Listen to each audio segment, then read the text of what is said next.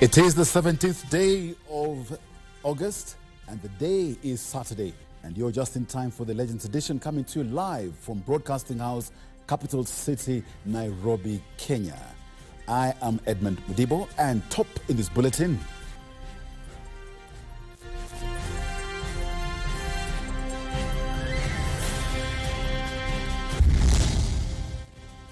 Bitter-sweet memories.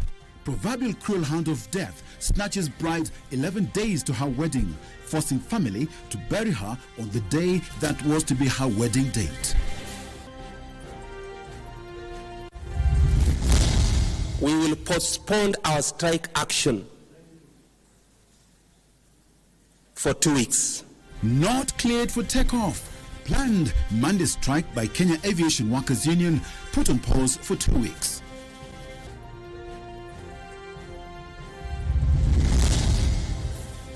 And monkeypox breakthrough? Kenyan company set to launch the first Mpox rapid diagnostic testing kit in Africa.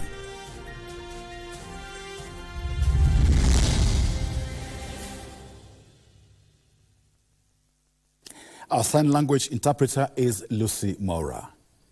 President William Ruto has ruled out any backpedaling by the government on the anticipated healthcare reforms through the Social Health Insurance Fund, that is SHIF.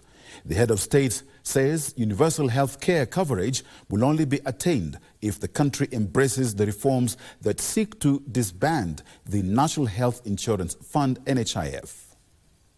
Excellency, this project is called... At a development tour of Kakamega and Nandi counties, President William Ruto sought to defend healthcare reforms instituted by his administration.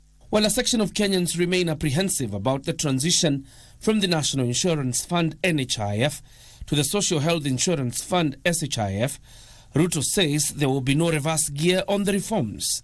Mimi niwaeleze, tumekubaliana vile vile mambo ya universal health coverage. Na washukuru wa bunge wameshapitisha sheria 4 mpya ambayo itatusaidia kuweka mpango kamili ambayo itahakikisha hakuna mwananchi anaenda hospitali na anakosa kutibiwa kwa sababu eti hana pesa. The president says universal healthcare coverage is achievable, but only through reforming the healthcare insurance provider. Tunataka kila mwananchi akienda hospitali atibiwe na aende nyumbani bila kuulizwa pesa yote. The head of state confirmed the return of the Linda Mama program that seeks to accord quality healthcare to mother and child. Pale nyuma mama alikuwa anaenda mara 4, alafu anaenda maternity, alafu akimaliza maternity anakubaliwa kwenda tena hospitali mara 2 na inalipiwa na serikali. Sasa tumesema mama aende hospitali bila malipo mpaka mtoto amalize zile chanjo zote ambazo zinatakikana.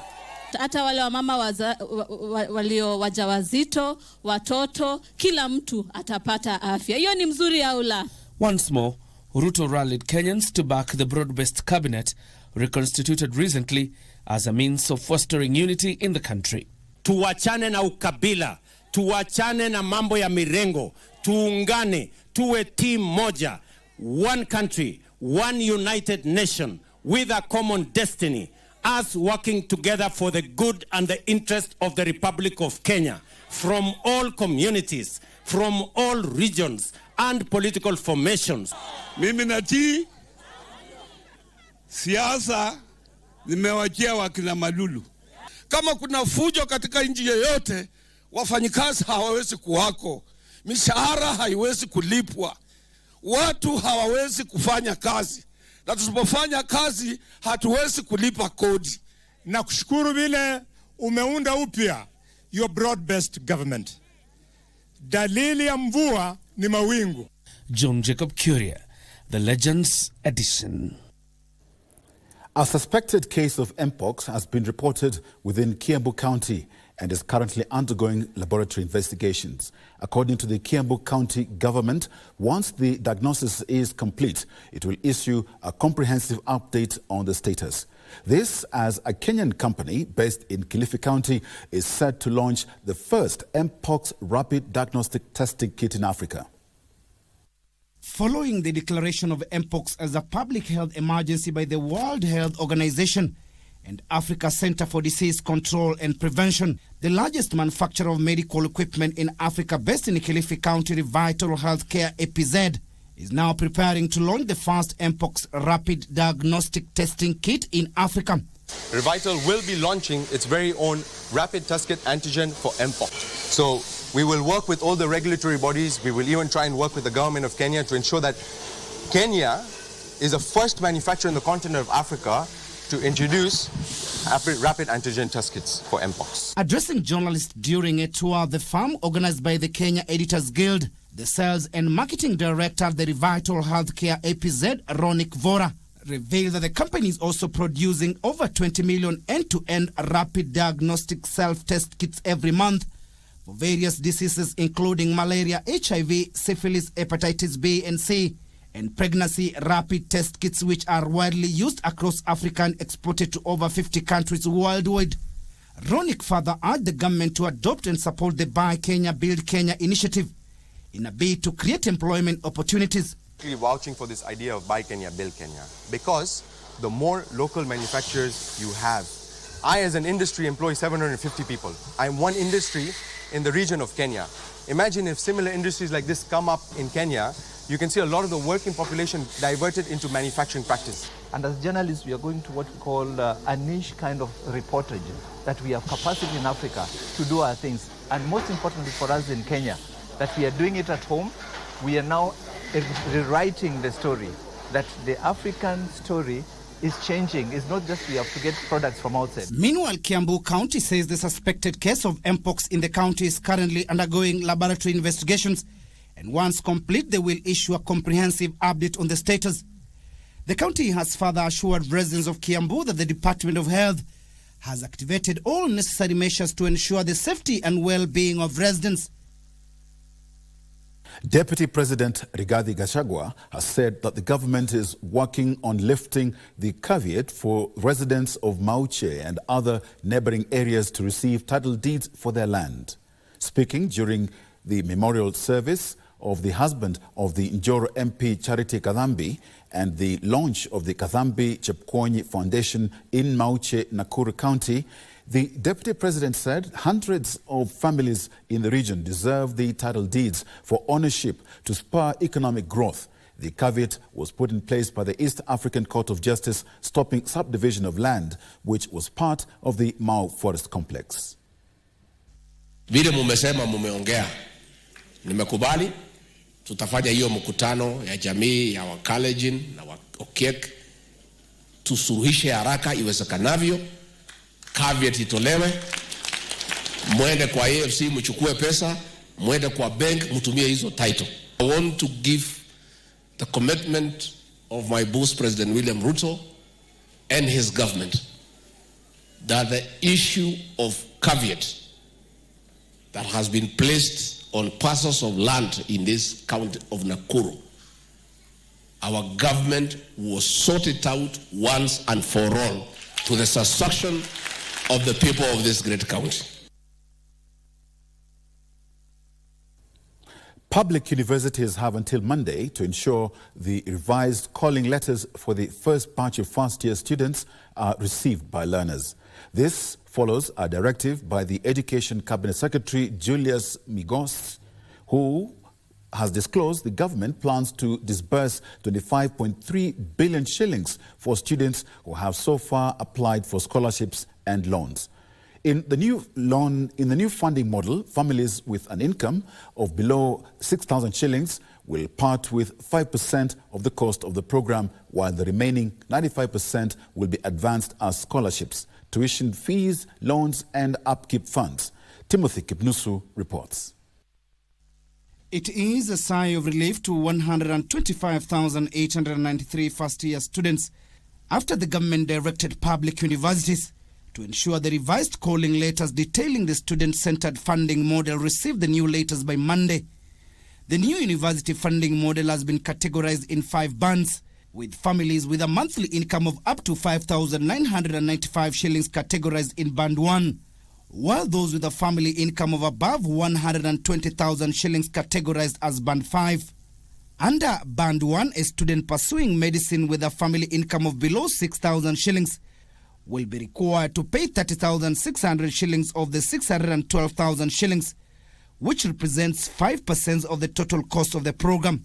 The government will then advance them a scholarship of 428,000 shillings, which represents 75% of the total cost, while an additional 150,000 shillings will be issued to them as a student loan. They will also receive 60,000 shillings for their upkeep. For students under Band 5 who will study medicine and have a family income of above 120,000 shillings, they will be required to pay 244,800 shillings, which is 40% of the total cost of the program. Additionally, they will receive a scholarship of 183,600 shillings, which is 30% of the cost, and be advanced a tuition loan of 30%, which is 183,600 shillings, as well as receive 40,000 shillings as upkeep. Migos head on Friday during the 96th Kenya Music Festival Winner State Concert at Eldoret State Lodge revealed that 100,080 students had already received their new admission letters. Students who might have queries on the fees have been urged to direct them to the team in charge through the higher education portal of www.hef.co.ke, which remains open. Timothy Kipnosu for Legends Edition. Now picture this: meeting the love of your life, proposing to her and setting a wedding date, only for fate to deal you a bad hand, forcing you to bury your loved one on the date that was meant to be your wedding date. This isn't the work of fiction. This is the sad story of Stanley Macharia Mbogo, whose fiancée Nancy Kinuthia died 11 days to the wedding date. The wedding date, set for Saturday the 17th of August 2024, turned into her burial date with the bitter-sweet memories. Nancy Okware with the details of their love story that did not end with the proverbial happily ever after. Saturday, the 17th of August 2024, was supposed to be one of the happiest days for Stanley Macharia Mbogo and Nancy Kinuthia Macharia. The two, who had shared a life together for the last 26 years, were looking forward to formalizing their union at a dream wedding. However, fate had other plans. Nancy would be taken ill suddenly and pass on 11 days to her wedding date. Sijaiona akiwa mgonjwa, lakini ilitendeka vile niliona baba Ken akimpeleka hospitali siku ya kwanza, ya pili na ya tatu. Wakati aliniambia kwa KU, hata siku ngojea niambie ni nini kimetendeka, nilistuka sana. And in her honor, the family would proceed to bury her on the same date of her planned wedding. The funeral ceremony held at SCK Church Gikoe was akin to a church wedding.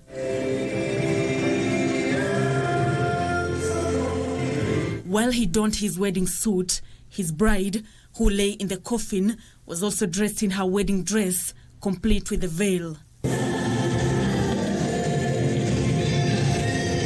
The bridal party also dressed in the outfits as per the theme of the wedding. But where there would have been cheers in celebration, there were tears as they mourned the life of their loved one who was gone too soon. Na ndio tukaona ya kwamba siku ilikuwa ya harusi, ikuwe siku ya mazishi yake, ndio furaha yake itimie. Na ndio maana tulivaa hizo nguo za harusi na tukakuja siku ya leo. Na tunajua ya kwamba hata kama Nancy hakufanya hapa ulimwenguni, amefanya hiyo ya huko mbinguni, na tunaomba ya kwamba Macharia ambaye ni mume wake, Mungu aendelee kumpa nguvu. Emotional Stanley Macharia says the death of his fiancée came as a shock. Nancy alikuwa anatarajia hiyo harusi iwe harusi ya kipekee. Juu naona kama sisi tumemaliza kulea, na kwa hivyo ni harusi hata ilikuwa ihudhuriwe hata na wajukuu, lakini hayo yote haikufanyika. Lakini siku ya leo ni harusi ile ilipagwa na Mwenyezi Mungu, ile harusi ya kusindikiza mpendwa wetu. Macharia may not have his happily ever after moment with the love of his life, but his gesture to bury her on her wedding date is one that will remain etched in the books of history and will be told for generations to come. Nancy Okware, Legends Edition. May the soul of Nancy Kinuthia rest in eternal peace.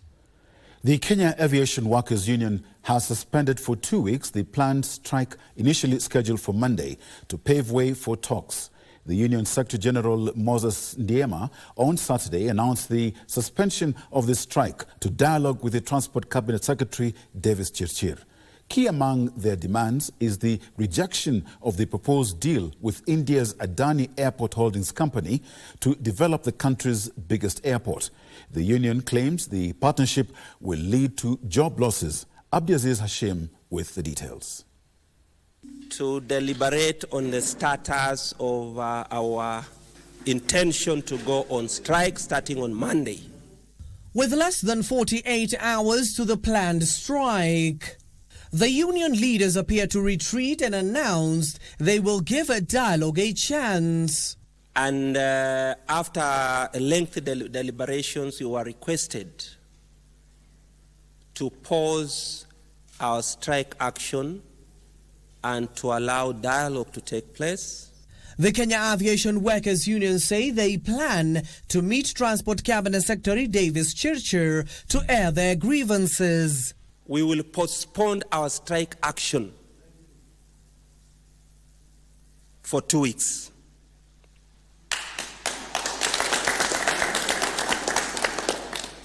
Led by their Secretary General Moses Ndiema, the union says it is seeking to find a common ground with the government over the proposed deal with an Indian company to develop the country's biggest airport, a deal they say is at the heart of their industrial action and must be addressed. That we are getting into discussions with the government and KAA with a very clear mind that we are opposed to anything called Adani. Anything, any trace of Adani, we are not going to allow it. The union, which represents the airport workers, said the proposed agreement announced last month with India's Adani Airport Holdings will lead to job losses if pen is put to paper. The discussions and deliberations of the government not bear fruit. And after 2 weeks, we are not reissuing a notice. We will decide when, what time, and how to start our strike. We can do it the next hour. We can do it the next day.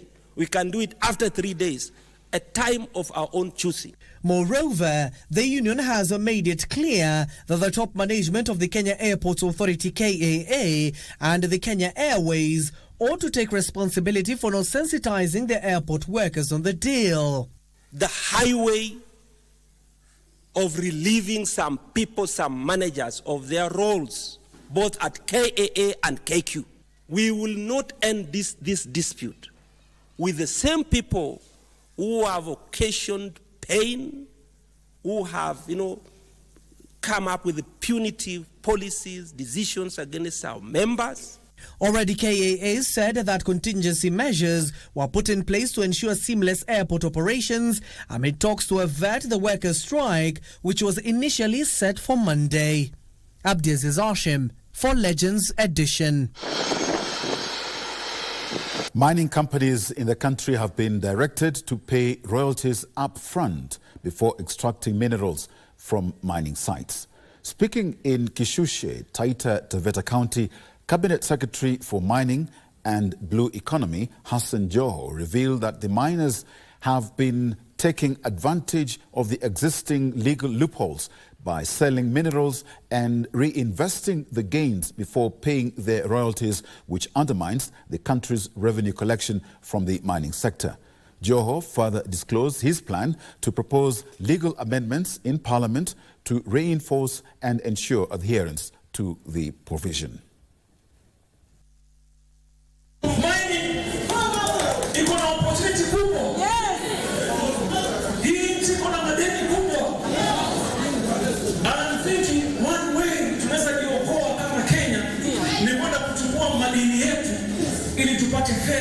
Tukomboe nchi yetu.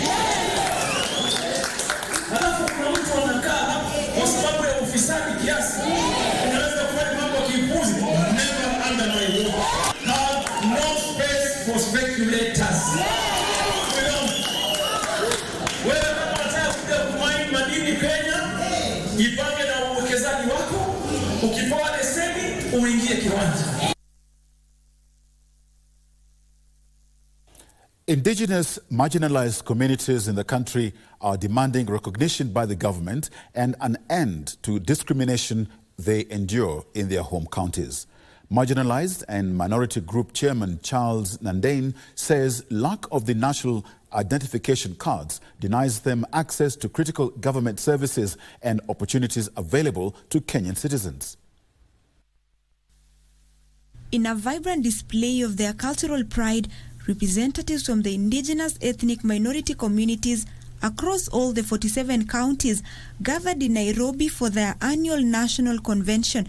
The event themed Justice and Fairness saw participants dressed in their traditional regalia, a powerful reminder of their rich heritage.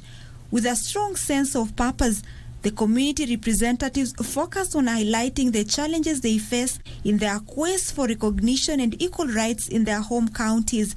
Tafadhali waangalia maslaha ya kabila kidogo kidogo, wacha sisi pia tufurahi, tuone PSs, commissioners. Bwana Rais, hebu tusikie kama jamii, hatuna uwezo maana hatuna mwenye anaturepresent. Sisi kama minority tupewe haki ya kusikizwa. Plot yetu inachukuliwa bila idhini yetu na trustee pia haja approve hiyo building. Watoto wetu hawasomi kwa sababu wakati wanaenda kwa CDF na bursaries award, sisi tunamiss out kwa sababu hatuna mwakilishi wetu katika hiyo. The group, through their chairperson, expressed frustrations over years of broken promises from successive government regimes, saying they continue to be treated as outsiders in their own homes. Members are saying that even if the Constitution and the Act of Parliament is in place, if they are not recognized, if they are not gazetted, if they are not listed, that these are the people, still they are having challenges at their county governments.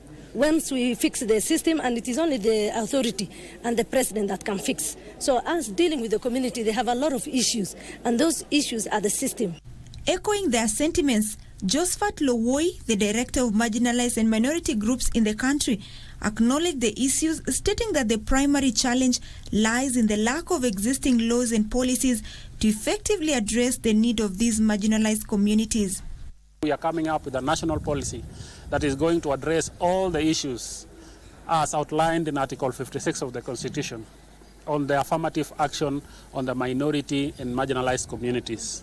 As the 79 indigenous ethnic minority group gather here in Nairobi for their national convention, their clarion call is for the government to hear their voice and act on their grievances. Opicha Chemtai, Legends Edition.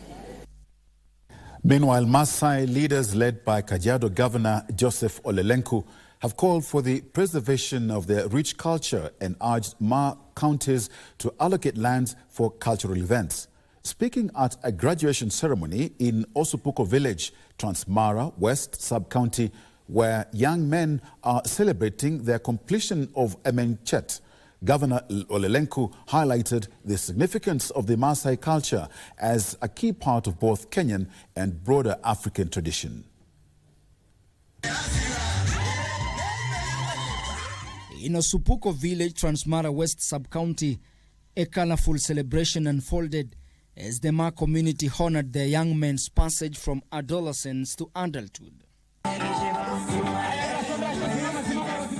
Traditional dances, songs and feasting marked the culmination of Emenchet, a rigorous initiation rite.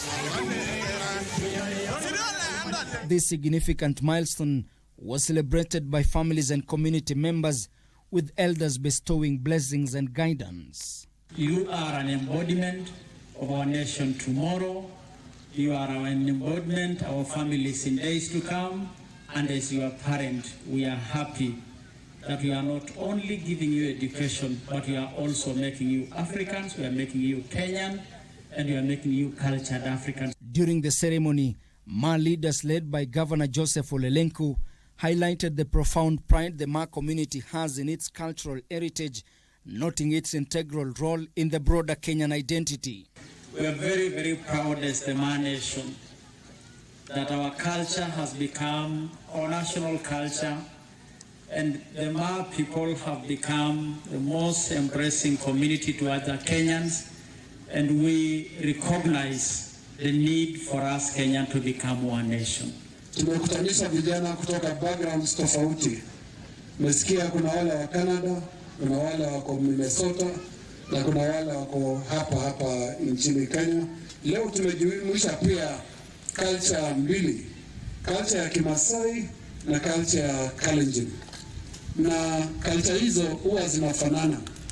Ndio unaona hakuna mahali tumepitana hata kidogo.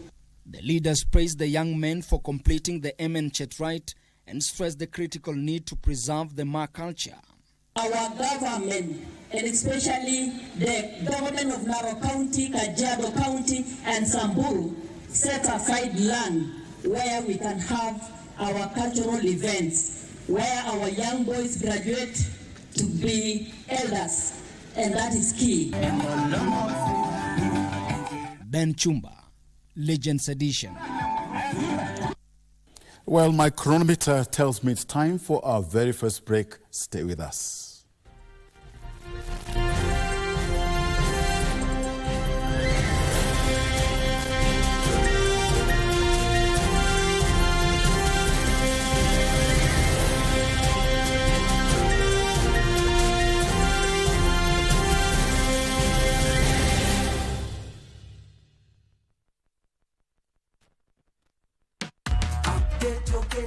Ni aje mam, umeupdate token meter yetu? Ai, ku-update token meter yetu? Hiyo ni nini? Acha nikuchanue mam, leta simu yako.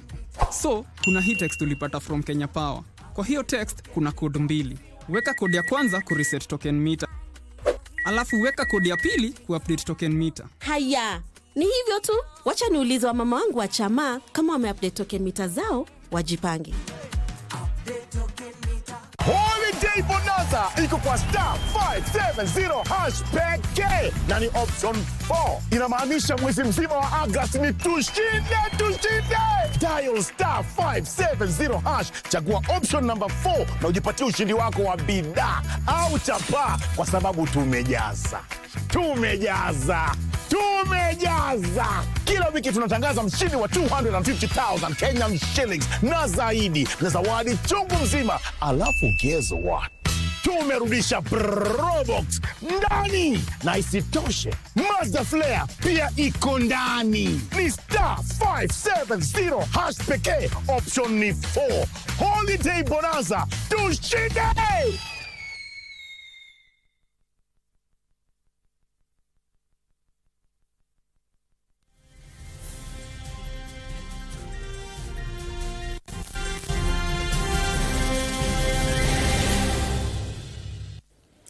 Welcome back. A section of women faithful have faulted the recent government appointments which they claim lack gender equality. The women under the National Council of Churches in particular cited the latest cabinet appointments which they say didn't meet the 2/3 gender rule. Frederick Patsayo reports.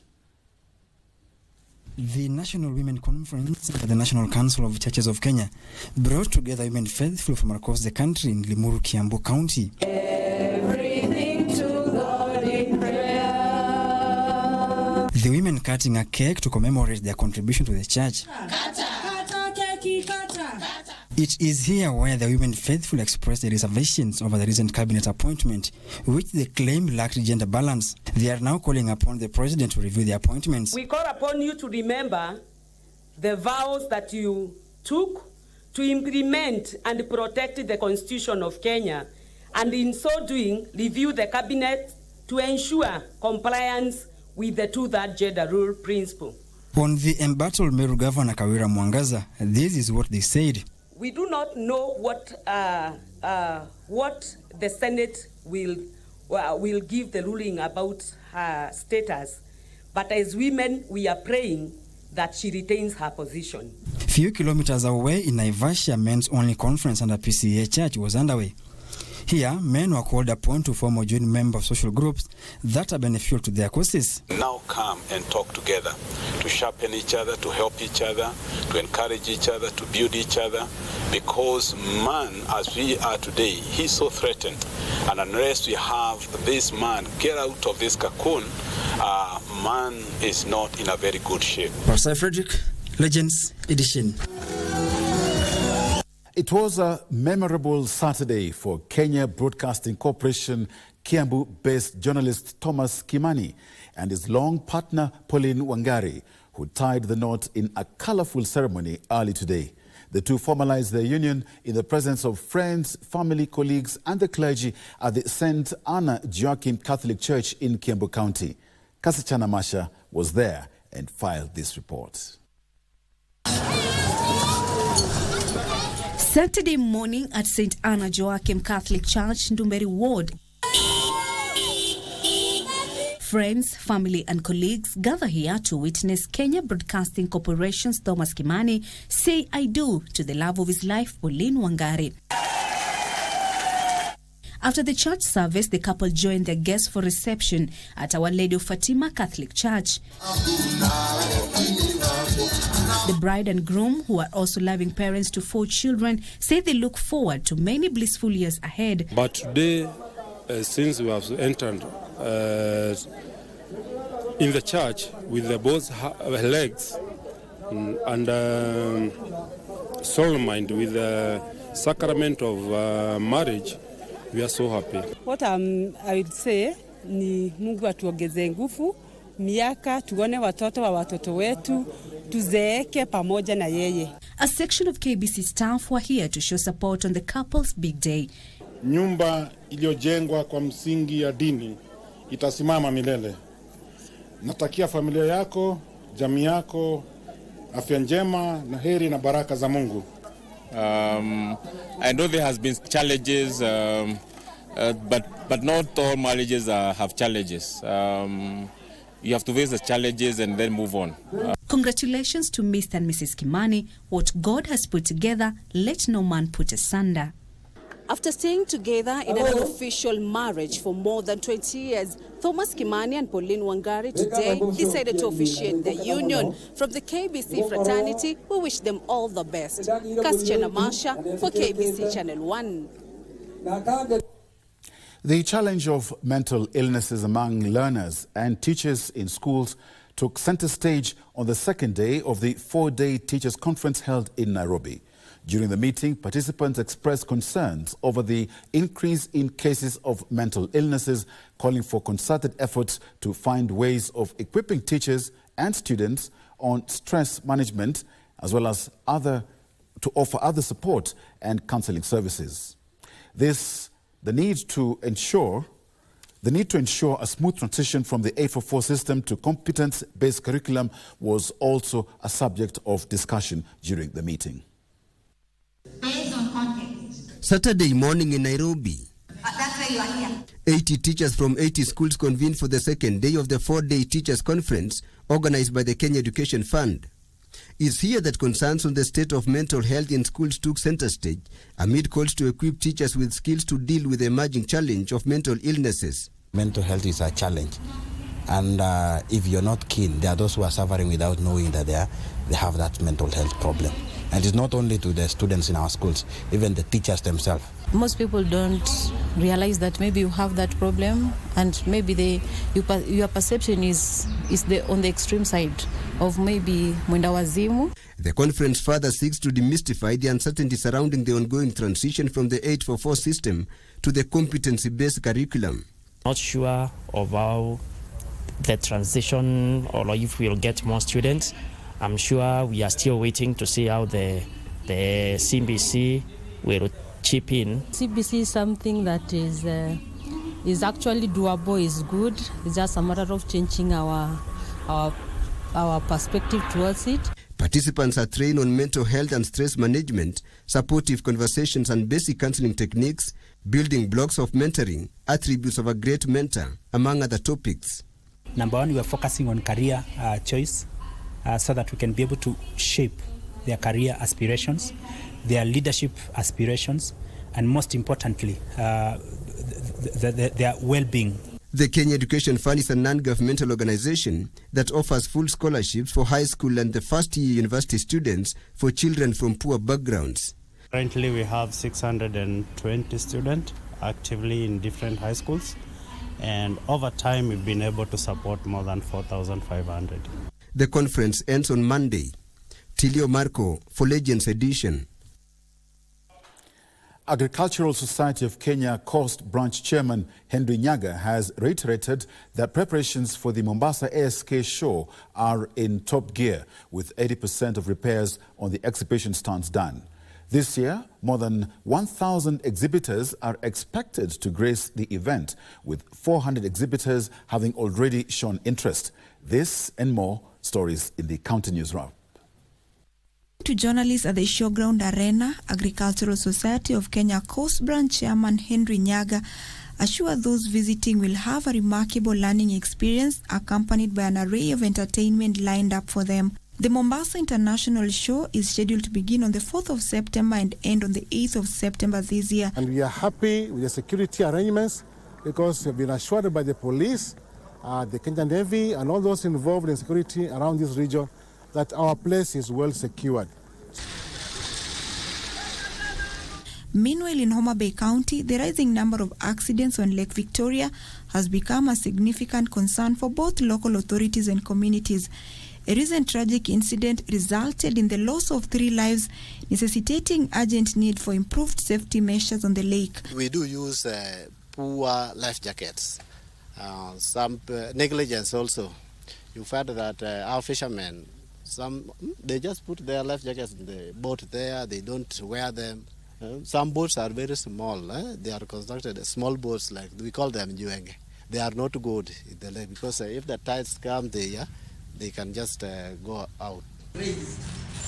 Also in Bungoma County, hundreds of principals and head teachers from various schools in the region are currently undergoing workshops sponsored by NGO on how to tackle the rising teenage pregnancy.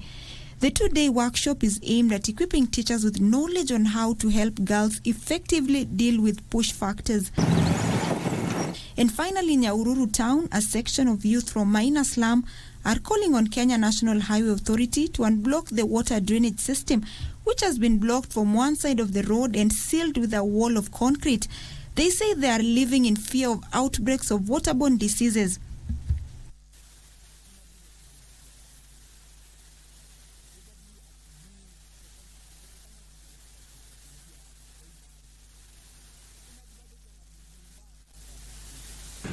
Before hapa kulikuwa na nursery of trees yenye si youth tulikuwa tumeanza project ya miti.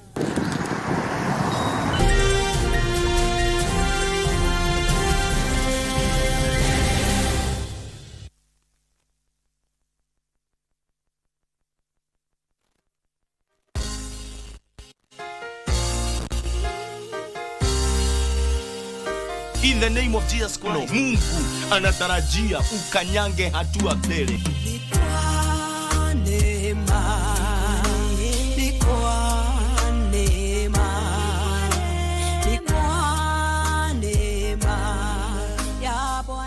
Wengine wametawaliwa na uchawi, wakati wao umefika. Wewe umenitazama siku ya leo. Neema na kibali cha Bwana kikawe juu ya maisha yako.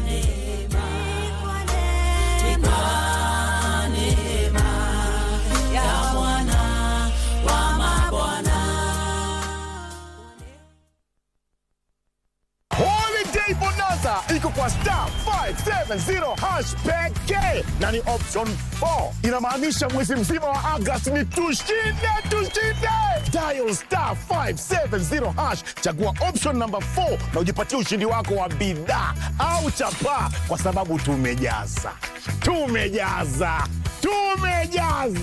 Kila wiki tunatangaza mshindi wa 250,000 Kenyan shillings na zaidi na zawadi chungu mzima. Alafu guess what? Tumerudisha Probox ndani, na isitoshe Mazda Flare pia iko ndani. Ni star 570 hash pekee, option ni 4. Holiday Bonanza, tushinde!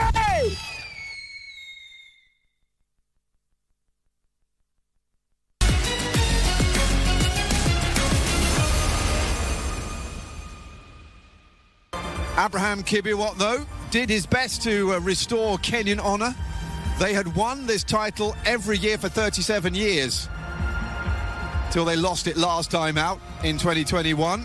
Some of the greats of athletics have been steeplechasers for Kenya, but after 9 gold medals in a row,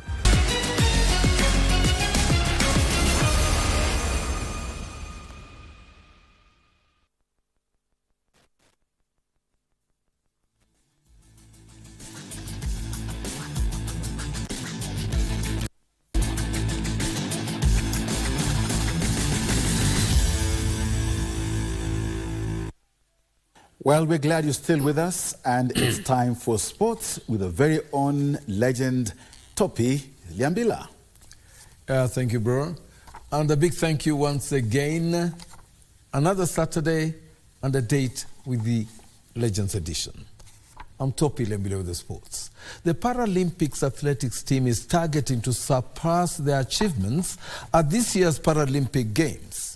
Kenya won only 1 medal, a bronze, at the previous edition of the Games in Tokyo 2020. Head coaches Henry Kirwa and Abraham Tarbey are optimistic that this year's team, consisting of 6 athletes, will deliver at the 2024 Paralympic Games, scheduled to run from the 28th August to 8th September in Paris, France. Let's take a listen. Of long and middle distance coaches Henry Kirwa and Abraham Tarbey, Kenya will be targeting to win more medals than they did in 2020. Timu iko swari. Niko na uhakika mbaya ya kwamba tunaweza soa medali katika nchi yetu ya Kenya. Wamejinoa vilivyo, na nataka niseme ya kwamba tuko na imani kubwa sana kwa sababu tumeona vile wana improve day by day, na sasa ya kwamba we are heading somewhere. So like the other days, nataka niseme ya kwamba this time round, kama vile umesikia kutoka kwa coach mwenzangu ya kwamba hii mwaka tumepewa nafasi hile ya kujitayarisha. The team is continuing with preparations in northern French city of Compiègne after having held a high altitude camp in Kenya. Tamron, mambo ni tofauti. Tumejiandaa mapema kule. Tulianzia kambi kule Kapsabet, Eliud Kipchoge Complex, ambapo tulikuwa kule mwezi 1.5. Ambapo tumejiandaa vizuri. Hapo awali hatukuwa tunapewa nafasi ya kuingia kambi mapema, lakini tunashukuru serikali ya Kenya kwa kuweza kuweka kambi wachezaji mapema. Letu ni kuona ya kwamba hawa wanariadha wamesoa metali kuliko hiyo mwaka ingine ambapo tulikuwa na metali moja tu kutoka kwa jela. Naweza sema ya kwamba majaliwa yake Mwenyezi Mungu tunaona metali kadhaa. 1500 meters T11 athlete and her guide Nancy Chelangat hopes that she will go one better at this year's games. Sasa naomba Mungu tu anibariki nikikompiti mbio 1500 meters, nikimbia leo vizuri. Nataka nikuje leo na goal. 2020 ilikuwa bronze, lakini nitajaribu leo nikuje na goal. The experience of the two coaches, Henry Kirwa and Abraham Tarbey, were both double gold medalists at the 2008 Paralympic Games in Beijing, is expected to be valuable. Mimi ni yule nilikimbia 348 ukule Rio 2016. Tulishinda wale wenzetu, wale walikimbia 352. So nimeleta ile experience ambayo nilitumia hapo nyuma tuweze kusaidia wao wenzetu ambaye mimi najua mambo hapa ni mazuri na tutaperform vizuri. Anaongoza kwa examples, yani mwalimu aongoza. So nataka niseme ya kwamba being a champion tunawaongoza hawa kwa ile hali na mali ya kwamba tuko na experience kubwa sana ambapo tunaweza wajangia ili wawe wakue kama sisi ambapo tulisoa metali kadhaa hizo siku za mwisho. So nataka niseme ya kwamba tunashukuru sana ofisi yetu kwa kupea sisi nafasi hili ambapo walijua ya kwamba we are the most experienced ones. That's why we are here helping them to achieve those medals. Kenya will field a total of 8 athletes across 5 disciplines: athletics, para-rowing, powerlifting, taekwondo and cycling.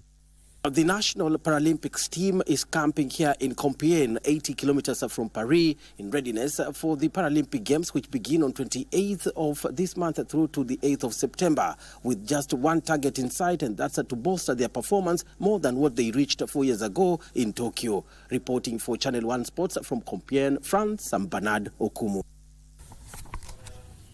We wish our Kenyan Paralympians, a great outing there in Paris this year.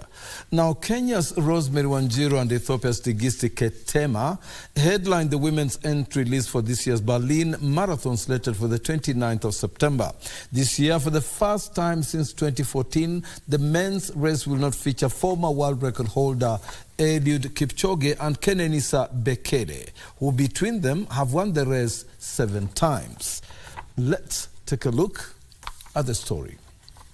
Ethiopia's Tigist Ketema, who was an 800 and 1500 meter specialist, stormed into the marathon spotlight in Dubai in January as she ran 2 hours 16 minutes 7 seconds, a time that makes her the 9th fastest women's marathon runner in history. She followed that with 2 hours 23 minutes and 21 seconds for 7th place in London in April, and Berlin will be her first race since then. Just 1 place behind Ketema on the all-time list is Wanjiru, who clocked 2 hours, 16 minutes and 14 seconds to finish second in Tokyo in March. That followed her 6th place finish in the World Championship Marathon in Budapest and victory in the Tokyo Marathon last year. Wanjiru also finished second in Berlin in 2022 on her debut. Joining them on the start line are Ethiopia's Genzebe Dibaba, Yabugul Melese, Mr. Ward Fikri, Azmera Gebru, Sisei Gola, Abebel Yashnei, Fikre Wereta, and Japan's Mizuki Matsuda. A total of 13 world records have so far been set in Berlin Marathon, the most recent being the 2 hours, 11 minutes and 53 seconds by Tigist Asefa in last year's women's race. And look at the clock! 2 hours, 11:52, unofficially. History is made. It is writ large in spectacular. This year, for the first time since 2014, the men's race will not feature Eliud Kipchoge and Kenenisa Bekele, who between them have won the race 7 times, with 2 of Kipchoge's wins having been claimed in world records. Among those who will be returning to Berlin are Ethiopia's Tedese Tekele and Kenya's Ronald Korir, who placed 3rd and 4th last year. Others in the men's lineup are Kenya's Cyprian Kotut, Ethiopia's Elmerian Quiros, Baziziu Asmere, Kibiwot Kandie, and Samuel Mailu, the World Half Marathon bronze medalist, who set a course record of 2 hours, 5 minutes and 8 seconds to win the Vienna City Marathon last year. From the Chess League, the delayed 2024 Chess League finally got underway in Nairobi, with more than 50 players from 17 teams competing on day 1 here in Nairobi. The start of the Chess League was delayed due to financial challenges, in addition to the missing some of the players who were competing in international competitions. Bax has the story for us. The long-awaited Chess League finally got underway in Nairobi this weekend, with more than 50 players competing at the Uhuru Sports Complex. The league, which has been derailed by financial challenges, is expected to run until November this year, with other rounds set to be played in Kisumu and Mombasa. Our shortcoming is that we have a Chess League, but we don't have a serious sponsor. It's part of sponsorship. When we have money, we can have a very huge tournament, but now we are restrained to, we are just relying on gate collection for sponsorship of the league. But at the moment we are still trying to knock to doors to see if we can get sponsorship.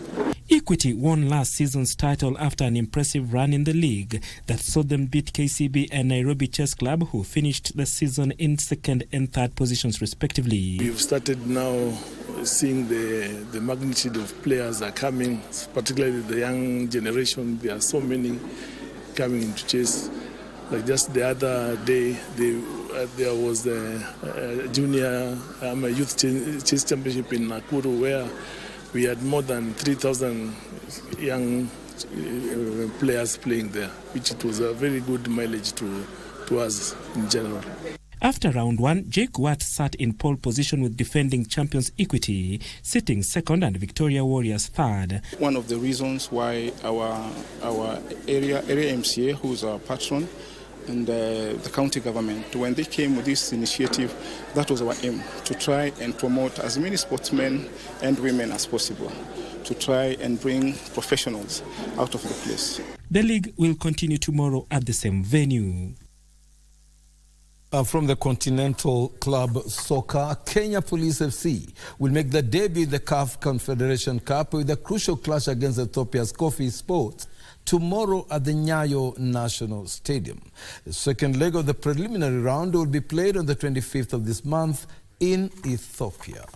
Let's take a look.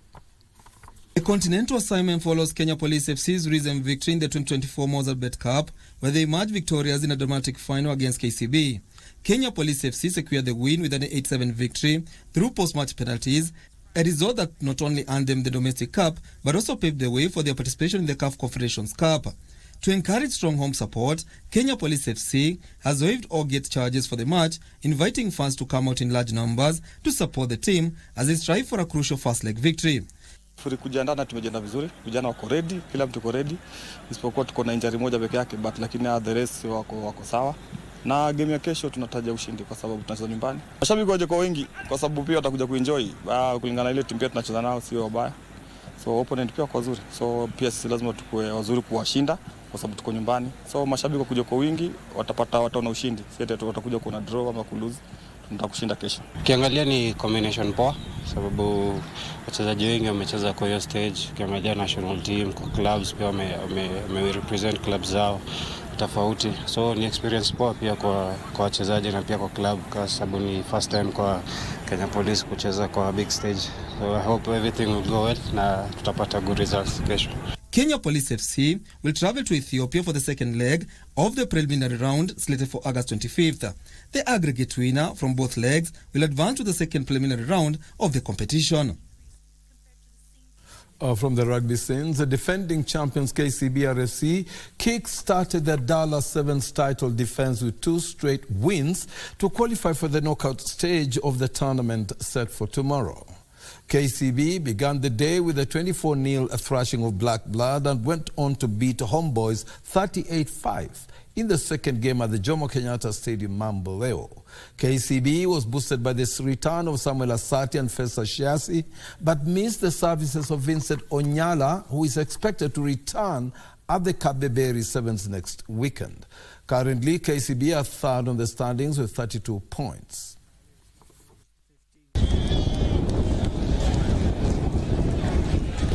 So far we have done our part. We are going to the next stage. So it's all a matter of focusing on ourselves, just to execute some of the things that we need to execute when it comes to the D-Day tomorrow. So I think the boys are in a good mood. They have set themselves for a good place and we are just happy the way they play. While on the golfing scene, more than 300 golfers took part in the inaugural Nyeri Golf Tournament that was held today at the Vet Club Golf Club here in Nairobi. The tournament was organized by golfers from Nyeri County in remembrance of the Nyeri fallen heroes, including Dedan Kimathi, former President Mwai Kibaki, and Wangare Maathai, among others. Speaking after the event, a former Kioni Member of Parliament, Kanini Kega, hailed the organizers of the tournament and urged other leaders from the Mount Kenya region to organize more golf tournaments. The overall winner of the tournament will walk away with a piece of land located in Gilgil.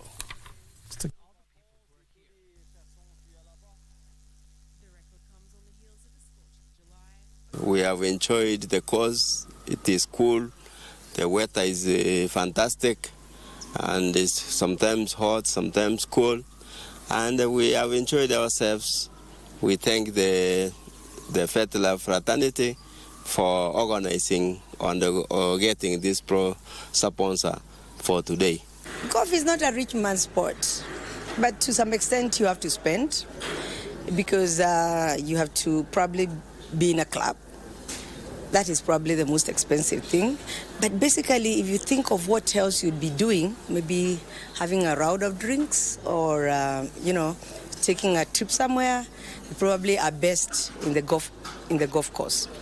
Golf is one of those sporting activities that even after competing, you always sit down, shake hands, and wish each other the best because you always play against yourself or against the course. You don't play against any other person. So at the end of the round, you shake hands and you make friends.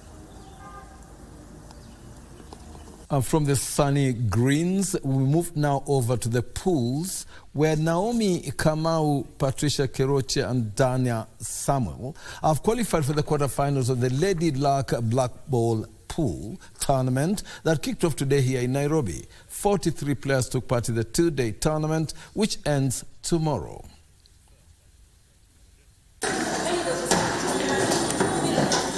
Naomi Kamau beat Anne Lincoln 5-1 to qualify for the last 8, as Patricia Keruche beat Anne Maura 4-3 to sail through. Diana Samuel will battle Penina Rose in the last 8 after beating Jedida Juguna and Anne Kamau respectively. It was, to be honest, it was stiff, and I want to shout out to all the ladies in the country. I mean, for those who are coming up and showing up in these tournaments, I will say it is a very healthy competition. I really love that we're seeing even new faces.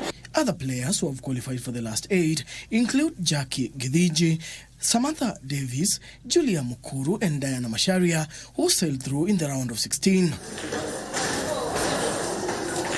Want to demystify the game of pool to be appreciated even by the community, so that it doesn't have to appear like a man's game, so that when we bring in the ladies, they also have a feel of how or what men go through when they are playing the tournaments. More than 43 participants took part in the event, with the organizers of the event calling on the Ministry of Sports to support efforts to popularize the game in grassroots. There's a pool table in every county, every town that you go in this country. Even in the most remote location, you will find a pool table. So if every table, for example, will have 10 people playing on it, and there are over 10,000 tables, then it means we have 3 million people who are playing this game on a daily basis. That is more than football, that is more than even all the other mainstreams. I would like to commend all the pool establishments that are stepping up to accommodate the ladies and the tournaments, because I have seen this has really impacted positively on the ladies. They are really putting in practice time.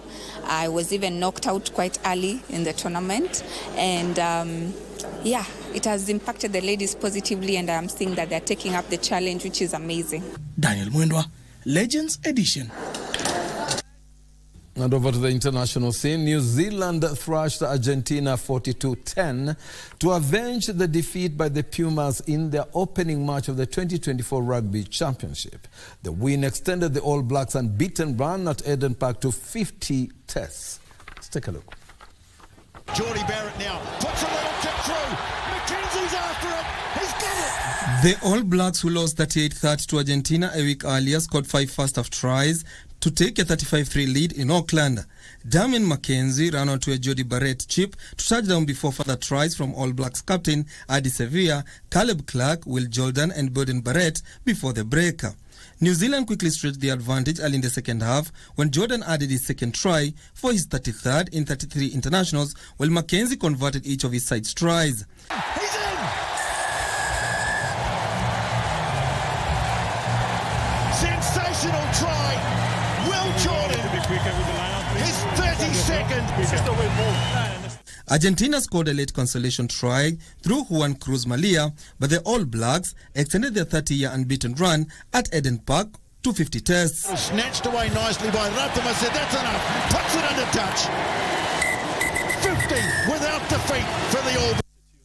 Now still on the international scene, over now to a game that has got the largest fan base here in Africa. Now Arsenal got their Premier League campaign underway with a comfortable 2-0 victory over Wolves at the Emirates Stadium.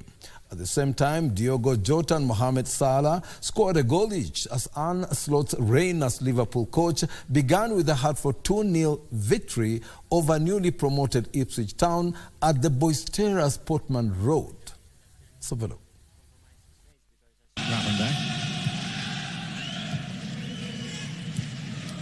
Alexander-Arnold and Salah, and Mo Salah in for Jota, who doesn't miss this time. Liverpool's first goal scored under the new head coach Arne Slot. He was a little unlucky not to have got the nod to start today. Salah, Szoboszlai and Salah. 2.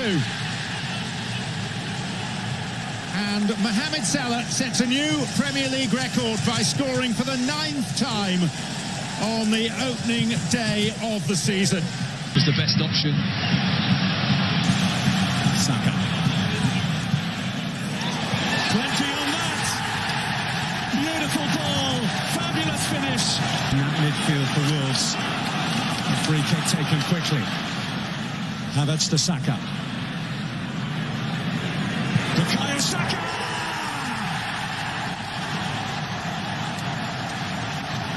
Just what Arsenal needed.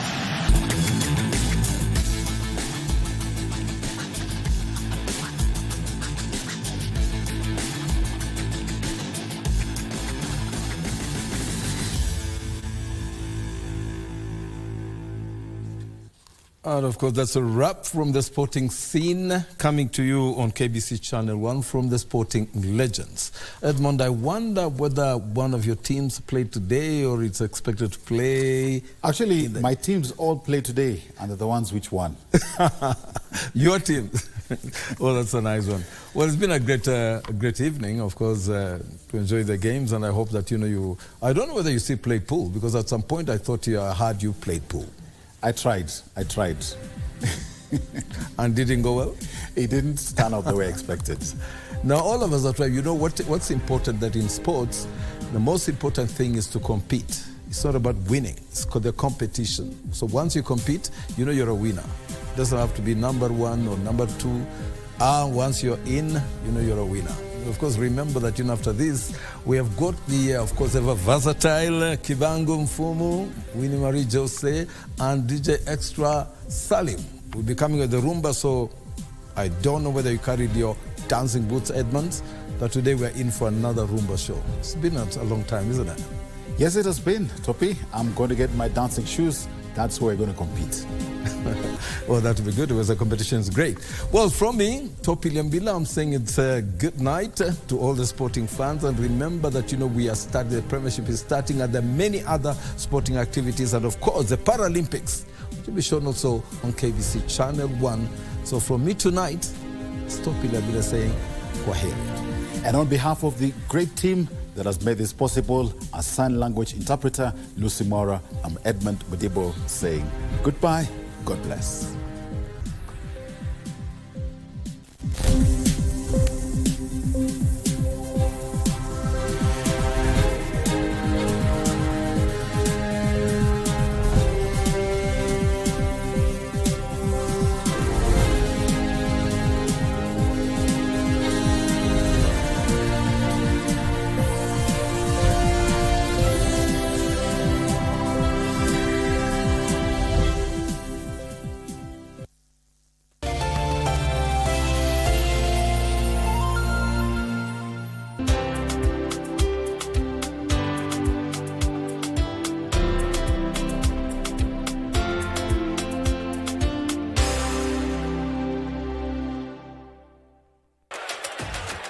Kenyans bubbling with joy and cheer.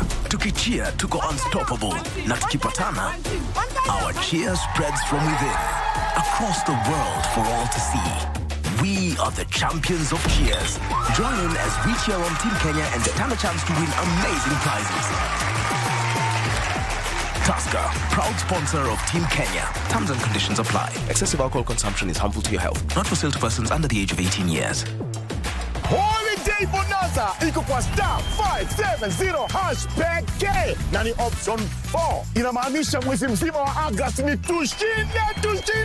Dial star 570 hash, chagua option number 4 na ujipatie ushindi wako wa bidhaa au chapa, kwa sababu tumejaza. Kila wiki tunatangaza mshindi wa 250,000 Kenyan shillings na zaidi na zawadi chungu mzima. Alafu guess what?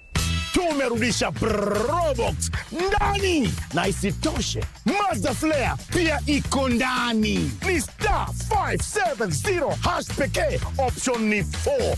Holiday Bonanza, tushinde!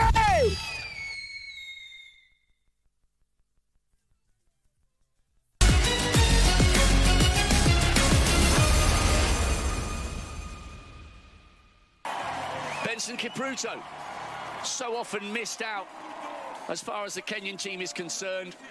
But now a very long time to be seen in a Kenyan vest for the first time. Battle for that medal. There were